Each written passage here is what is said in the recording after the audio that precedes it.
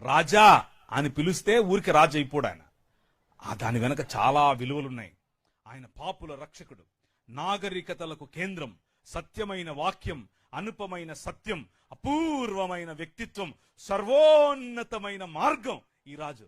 అది నీ రాజు. మామూలు రాజు కాదు, ఊరికే అటు ఇటు వచ్చే రాజు కాదు. ఆయనకు సాటి ఇంకొకరు లేరు. సాహిత్యంలో అన్ని రకాలైనటువంటి ఫిలాసఫీస్ కలిసి కలబోసినా ఆయనకు సాటి రాలేదు. తత్వశాస్త్రంలో ఆయనే ప్రముఖుడు, వేదాంతానికి ఆయనే మూలం. అది నీ రాజు. మామూలు రాజు కాదు. He is the king of this world. యుగ యుగములకు ఆది అంతం ఆయనే.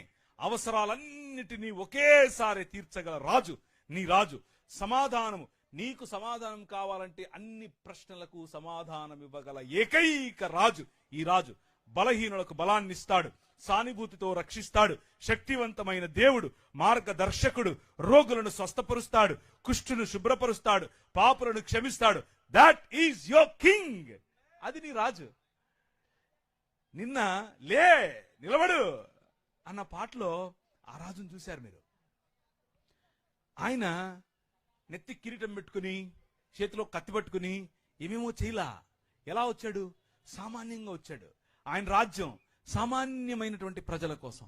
ఆయన పైన చొక్కా విప్పేసి ఒక టువాల్ తీసుకుని నడుము కట్టుకుని బేసిన్లో నీళ్లు పోసుకుని వచ్చి నీ కాళ్ళు కడుగుతా అంటాడు. అమ్మా నీ కాళ్ళు కడగనా? అయ్యో మీరు కడగడు. ఎగరండి. ఈ గోదావరి జిల్లాలకు వస్తే ఇదొక తగులుతుంది నెత్తికి. ముందొక అయ్యగారు, మధ్యలో ఒక అయ్యగారు, లాస్ట్లో ఒక అయ్యగారు. అలా చేసి మీరు పాస్టర్లను సెలబ్రిటీలు చేశారు. అది మీ తప్పే. సో ఆయన సెలబ్రిటీగా రాలా, మామూలుగా వచ్చాడు.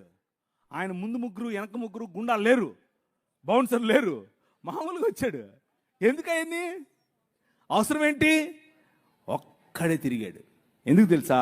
ఆయన బంధాలలో ఉన్న వారిని విడిపించడానికి వచ్చాడు, దుర్బలుల పక్షంగా రక్షించడానికి వచ్చాడు, యువతను ఆశీర్వదించడానికి వచ్చాడు, వృద్ధులను గౌరవించడానికి వచ్చాడు, మేధావులను ప్రోత్సహిస్తాడు, సుగుణవంతులకు ఆత్మఫలాలతో ఆత్మవరాలతో నింపుతాడు.